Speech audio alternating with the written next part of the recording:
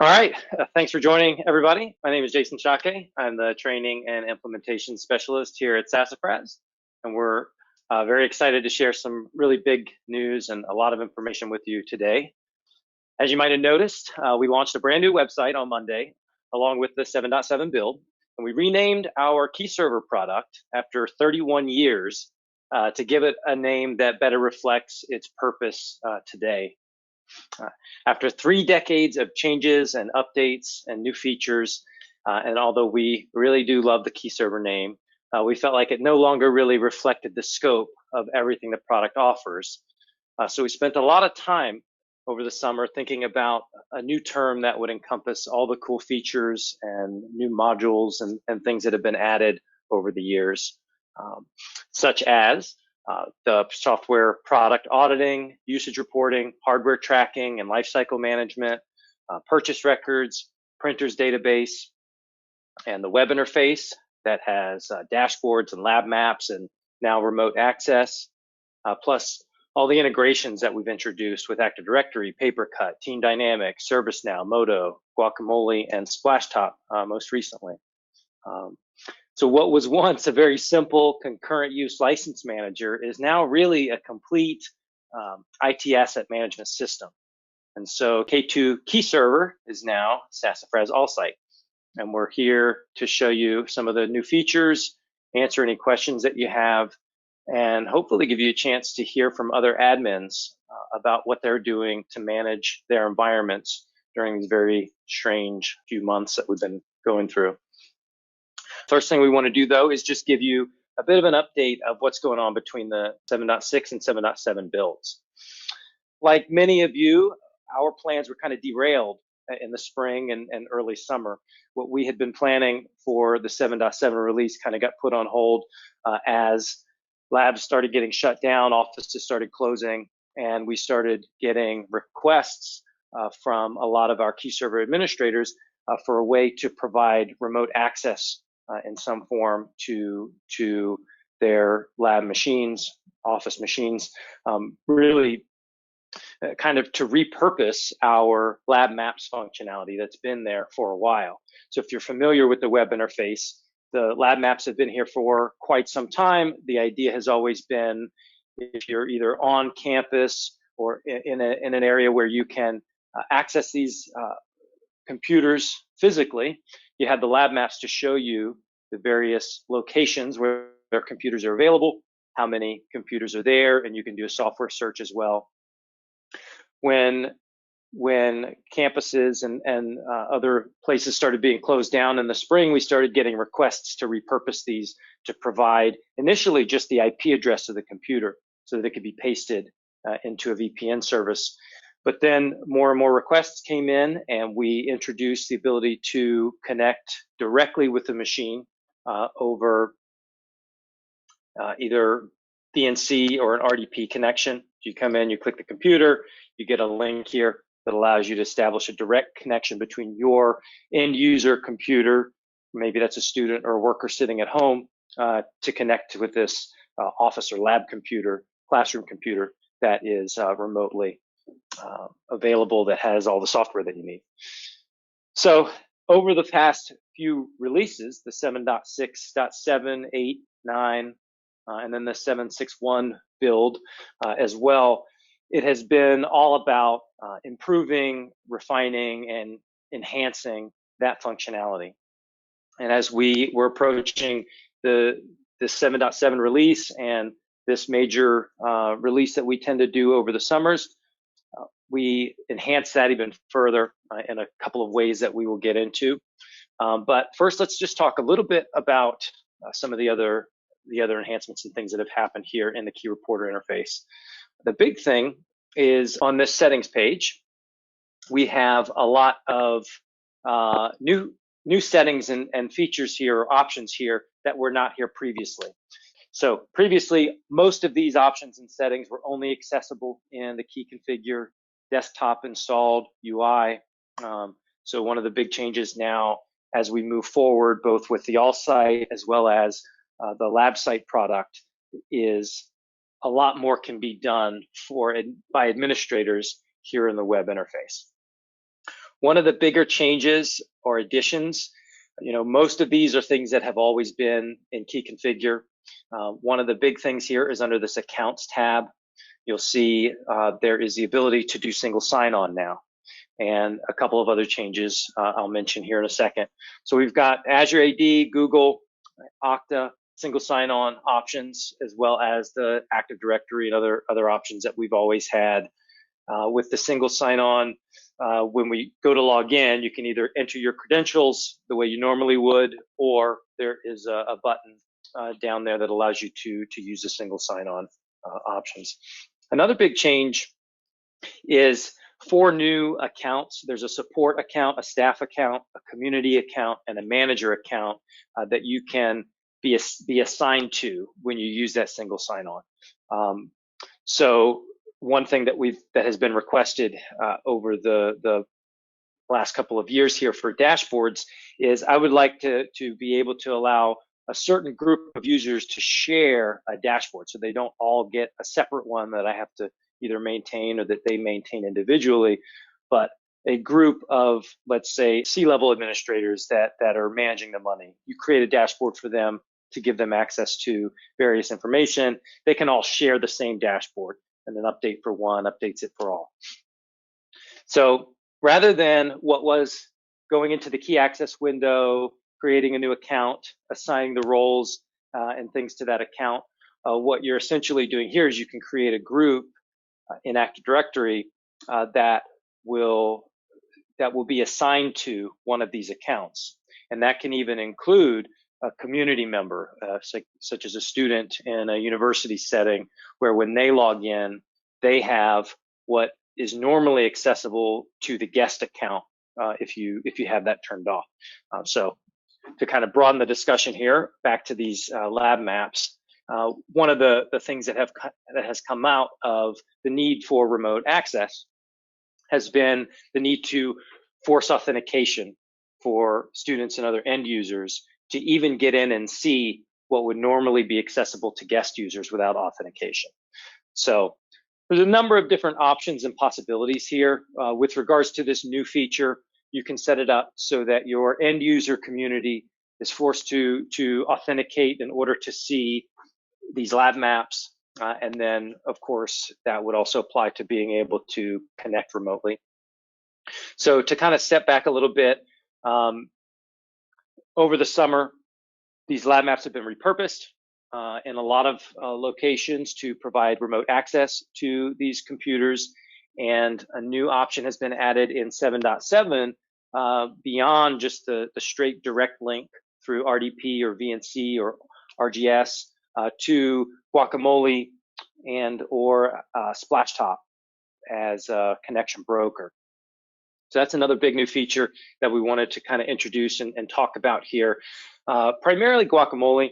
Guacamole is a open source service that allows you to kind of put a layer of security and actually convenience in between the end users and the remote computers they're connecting to. So the VNC or RDP connection that's happening is actually happening between the Guacamole server that you set up and the lab computer, and the end users can access through our interface the link, but when you establish that link, it actually happens in the web browser. So I'm here connecting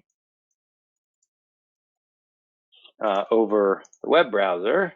So over the web browser, I'm establishing this connection with this Windows machine, but I'm still in my web browser. I haven't had to install a client on my Mac to handle an RDP file.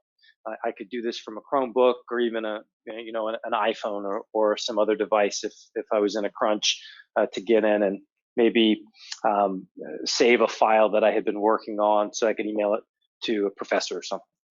So I had the ability to establish that connection over the web browser. And now I can either go to log off the right way, or if I just click the back button here, what is going to happen is you'll see that if I refresh this page, now that computer, I'm still holding that computer because I left that session open. So this was another issue that we were requested to find a way to solve. And what we've come up with basically is, since I'm the one that logged in, I'm still logged in. My name here matches who I'm logged in as in the all-site product. I have the link available. I can reconnect to that machine and continue my session. I have 3 minutes to do so, and if not, I'm going to be logged out automatically. So that's the fix. The client has an update that allows it to monitor the OS for this situation. Still logged in, but the remote connection has been severed, and so it's going to give me a 3-minute window for me to log back in. Otherwise, it frees that computer up by forcing the log out. And that is actually something that's going to be managed in the settings. So let's just jump into the settings for this computer list 4, and I'll show you what we've got going on here in the remote settings. You see, at this lab level or computer group level is where I make the decision of what kind of connection I want to allow in this room. So I can choose a direct RDP connection for this room and then use the RDP broker for another room if I wanted. We could use a different RDP broker in each room, or if you need multiple Guacamole servers in order to scale this solution up, you can use different servers for different locations. So this is a lab level setting. And then another thing that's pretty cool is that you can pass the credentials. If you're requiring a login to Key Reporter, which we're now just referring to as the web UI or the web interface, if you're requiring the end users to log in here, this setting will actually pass those credentials they logged in with onto the connection broker so that you wouldn't have to type your name and password again to get into that remote machine. It's just going to log in automatically. So those are some of the new settings between 7.6 and 7.7. Additionally, this page has also got this button up top here, which allows me to just automatically connect to the first available computer rather than trying to select one from the list. That option is also available back here on the main maps page. So I don't even have to enter that lab and look at the list of computers. I could come to this list, find the classroom or office I'm trying to connect to a computer in, and just click the button that's going to connect to the first available computer in that room. We go into that list one more time and have a look at the computer details for a specific machine. Another question or another issue that had arisen was, well, we're opening up in the fall, and because of social distancing guidelines, we're not going to have full capacity in each of these rooms, but every other computer is going to be available for physical login, while every other computer is also going to be set up for remote sessions only. And it was a little bit challenging with the 7.6 interface because you either had to make completely different computer groups, or you had to set every other machine into maintenance mode. There were some workarounds that we had been recommending to users, but here with the 7.7 release, you can actually flag individual computers as being there for remote sessions only, physical local sessions only, or you can tell it that one is physical or remote. And the only real difference between a computer being tagged as physical and remote versus remote only is for that selection of the first available computer. If you click that button, it's gonna use up all the remote only computers before it starts handing out remote or physical to make sure that those computers are available for physical login if someone comes around.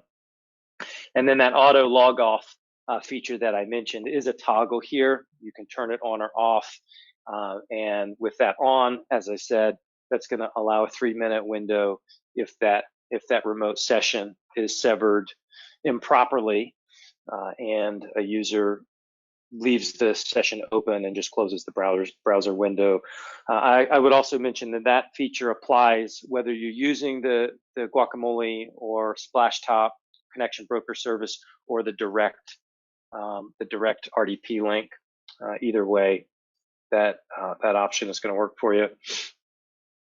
And I think that covers most of those changes within Key Server. As I said, what's normally quite a large transition between a one release and the next major release, a jump from 7.6 to 7.7, we've really kind of pushed these updates out as they've gone along over the summer.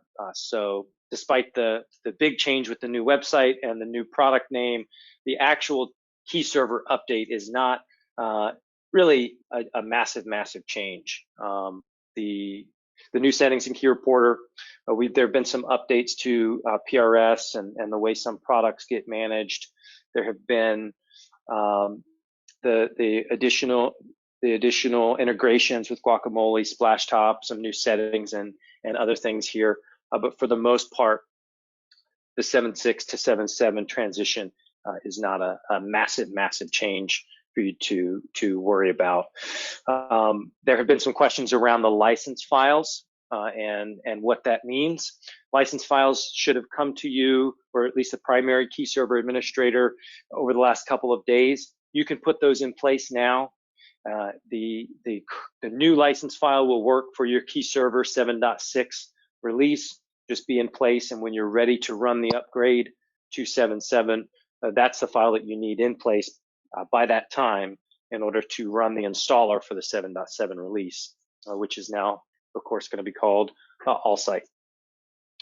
So before we open it up to questions, and I would tell you, if you do have any questions, definitely feel free to put them. It looks like we've got some already happening in the chat window there. Yad and Julian are both manning that. If you do have questions you want to put into the chat window as we go along, feel free to do that. I meant to mention that at the beginning.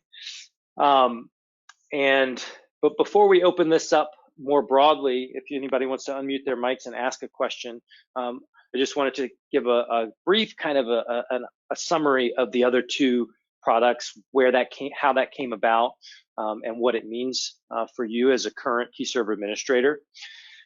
So as I mentioned at the beginning, the key server product has evolved immensely over the years, and it does a lot more today than it used to do even just a few years ago. But we have a lot of new customers coming in who, just for various reasons, don't necessarily need that full-featured product as they get started or as they get going. Maybe they're trying to handle license management just for a specific engineering product, or maybe they're just trying to get a handle on lab computer software usage or login reports. So the KeySite product is really kind of what takes over for the original key server as of the license management product that we offer. And it's limited in a lot of ways. You do get the web interface and you do get the key configure interface with all three of the products. What is accessible within those interfaces gets changed based on the product that you have purchased. So KeySite is really for license management. You can run some usage reports on those managed products, but a lot of the other features like the lab maps and general audit reports and computer login reports are not going to be available within that product. And then the second product offering is called LabSite, and that is our lab-specific product that does not allow a lot of the integrations, the big integrations, such as the Team Dynamics or ServiceNow integrations. You do get some, like the Guacamole one that we just released, that are around lab management. But again, that one's more for the user who's trying to do usage reporting as opposed to the full IT asset management system or process. Those two products, the KeySite and LabSite product, are coming in as subscription-only products. So the way we're handling the licensing going forward is, if you're a perpetual license owner of the key server product, you're automatically being transitioned to the full-featured AllSite product, and as you move forward, it'll just be called AllSite. The subscription users of the AllSite product, when your subscription renewal comes around, you'll be given the option: do you want to go with the LabSite version or stick with the full-featured version? I think we're kind of seeing AllSite as the default, since that's what you already have in terms of the available features. So that's sort of considered the default, even in that subscription model, but your renewal will give you the option of which one you want to go with. At the end of the day, if you're a perpetual licensed owner, the all-site product is what you already own, and that perpetual renewal for maintenance and updates is going to be a better option than switching financially anyway, than switching to a subscription model where you don't own the product. I believe that covers all of the new features that we wanted to talk about.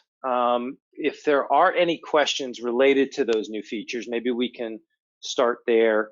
And feel free, if you would like to ask a question, maybe just let us know in the chat window, and then I'll unmute your mic if you want to.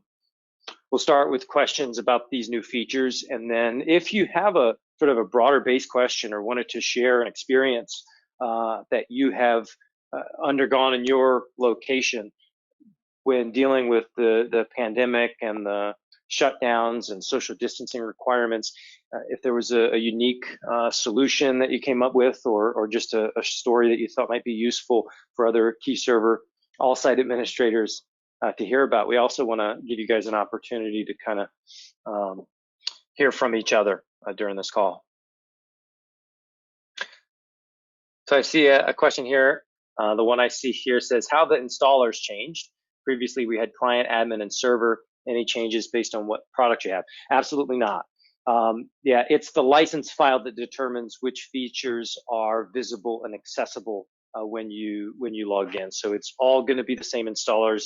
Of course, the new versions will include the new features, but it's the license file that has the information required to tell the software what features are accessible within the tool. And I see another question. In a previous discussion, I heard that the 7.7 release would handle updating clients instead of needing to manually add them to the network to share. Is that correct? Yes.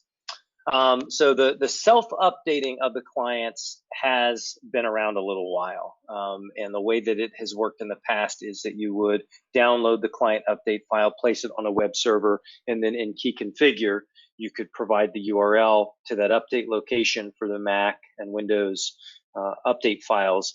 And then Key Server would communicate to the client when it logged in where the location was, and if the updates were enabled, then the system at the client end would download the file and update itself.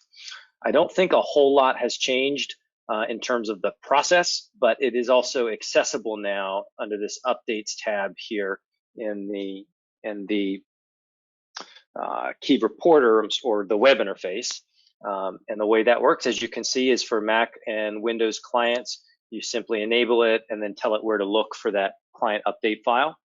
And it will do that update process automatically. So the initial deployment of the client for each machine is still going to need to go out through a system center or some tool to push that out, but then the updates themselves can be done automatically. And Jason, I didn't catch whether you said this only because I've been reading questions and back and forth, but in the 7.7 version, the web UI, the Key Reporter component, will check for a new client, and it will download that on your behalf and allow you to use it without setting up a separate web share. Right. There was a question about whether we can report on previous login data as to whether it's remote. So the knowledge of whether any given session is remote or not was added in one of the late 7.6 releases. We'll have to find the exact one, but it was probably .1 or .11 or .12. And any client that was that version at the time of a session that happened would have recorded a flag that it was remote. Currently, so far, we don't have an out-of-the-box report that will filter down to those remote connections, but the data is there. So if someone had that client in place for a little while, we could assist in how to separate out the remote versus non-remote. All right. And then Yadin answered this one, but it asked if our Linux clients supported, and he says yes, of course they are, specifically related to this remote connection. Yes, you can also use the remote connection features with Linux as well. There's also a mention here from one of our customers about GPO settings on Windows to kind of help with disconnect and schedule things. And that's certainly something to mention to the community as a whole, that, yeah, you can play around with schedules and GPOs and have various things for idle logouts, logouts of disconnected sessions and things like that. And there was one additional feature that I'm just remembering now that I was hoping to talk about. If you want to set up remote access links so that a particular AD group has access to those computers where others do not, what you can do, and I'm not going to go into the technical details of this. I just want to make you aware that there is a way to do this. And essentially what it comes down to is setting up time periods or time sets within the system that are assigned to specific Active Directory groups. And it doesn't change visibility per se. You still see the computers and you still see the remote access links, even if you can't connect. When you click on the link to connect, though, if you're not a member of the group that has access during those hours, you're simply going to see a setting that informs you that you can't connect at this time. Whereas a member of the group that has been assigned to that class for that time period will be able to access it. It'll bring up the login for that computer. And then there's a question that says that we have some students who will be logged in to the computer for rendering purposes. And he just wants to make sure that the auto log off isn't going to kick users off if they stay logged in. That is accurate. The client is able to see that the session is still active and that the user is still logged in. And as long as the session is still active, they will remain logged in, that you're not going to be booted out. It's when you have the situation where the user is still logged into the OS, but the remote session has been severed, that's when that 3-minute timer will start.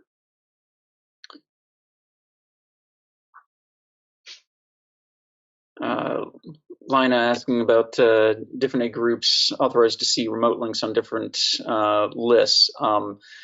The display of the links is always going to be there kind of by default. You can control by AD group who will be able to use the links, but the links will show. To hide a lab entirely would be a more complex setup with roles and ACLs allowing access by AD membership in a certain group to see a certain division. That is possible.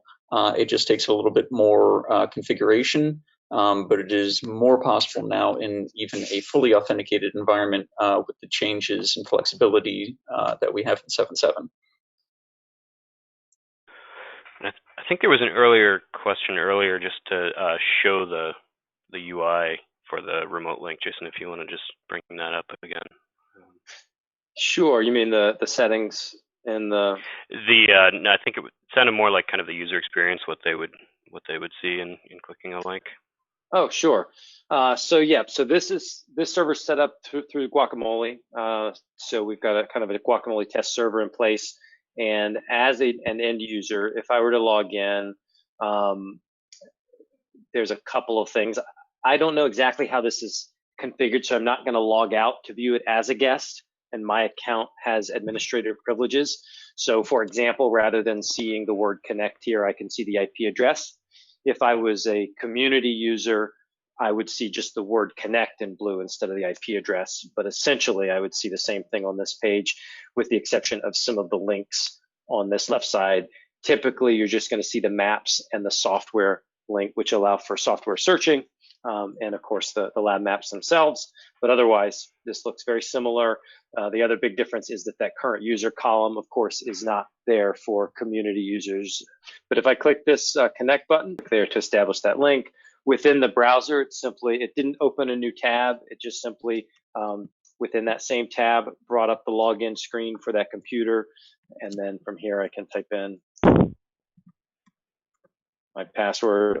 If it were the same credentials, those could have been passed forward so that I wouldn't have to log in again. But in this case, I think it's got different credentials set up, so I had to log in with a different password as a result. And there's the Windows desktop for the remote machine that I'm logged into now. And as you can see, it's still within the browser.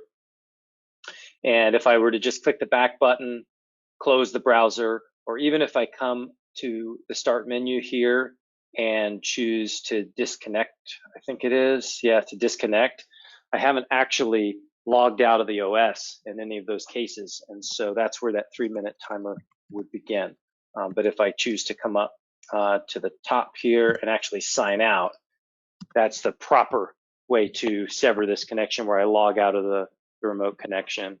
And then once I'm signed out, it takes me back here. And then if I hit the back button and refresh the page, that button should be green still and available for another user. And Jason, I'll add one other thing. There's a question about the Team Dynamics integration that's been available for a few months now anyways. And I think, is there a blog post on that, I think? Do you want to search for that? Yeah.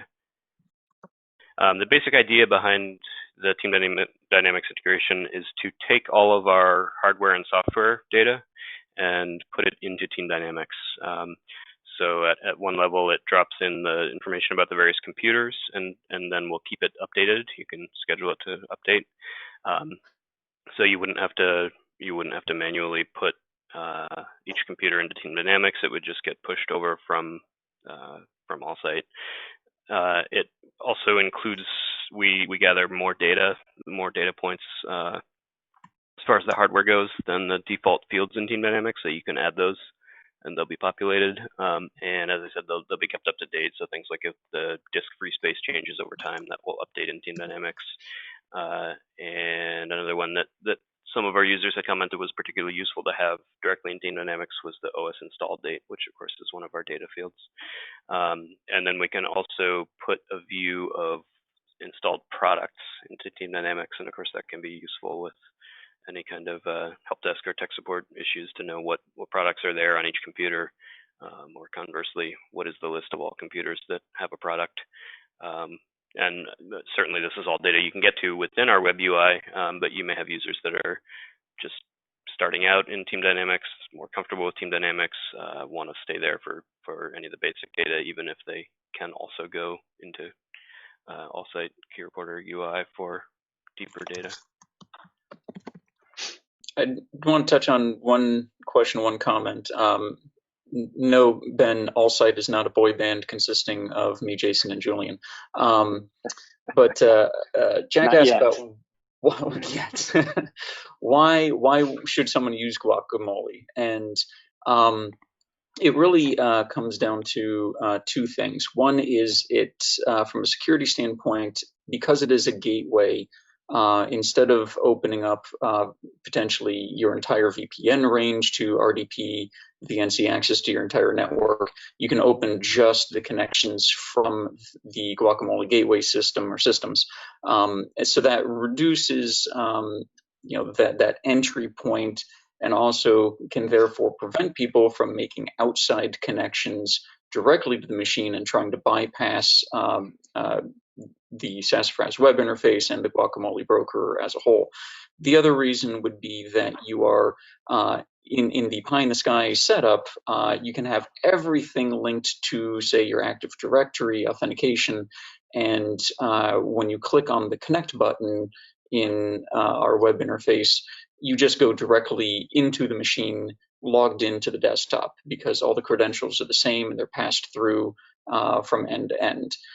And it's all in browser, so there's no I download this file, then I open that up and I launch a different thing. You're reducing the number of steps for the end user experience. There was a question about copy and paste over Guacamole. I'll be honest, I'm not sure. I haven't actually tried to do a copy and paste. I'm pretty sure that we implement it with our particular integration, our WAR file. I don't know if it's generally available with Guacamole, but we do implement it as far as I'm aware. Cool. Good to know. So on the website, on any of the features pages, there's a solutions page that talks very briefly about the 3 product options.